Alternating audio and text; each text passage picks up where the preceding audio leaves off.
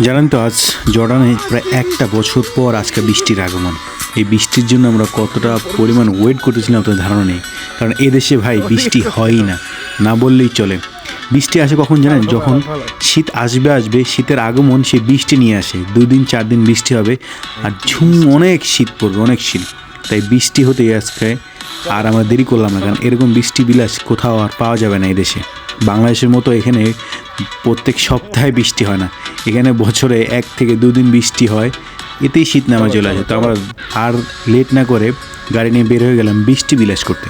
কারণ এই বৃষ্টির দিন যদি একটু না ঘোরা হয় তাহলে মনে হয় না আমরা বাঙালি। কারণ আমরা এই বৃষ্টি কতটা মিস করি, যারা প্রবাসী থাকে তারাই জানে যে বৃষ্টি আমাদের জন্য কতটুকু একটা প্রাণময় একটা নিঃশ্বাস।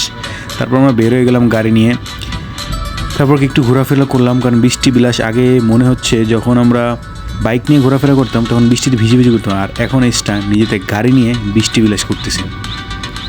এখন বৃষ্টিতে তো শুধু ঘুরলেই চলবে না, যেতে হবে কফি খাইতে, কারণ বৃষ্টিতে কফি না খেলে হয় না।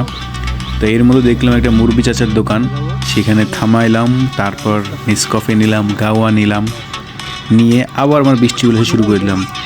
কারা আমাদের মতো এই বৃষ্টির দিন বৃষ্টি বিলাস করতে ভালোবাসেন অবশ্যই কিন্তু জানাবেন।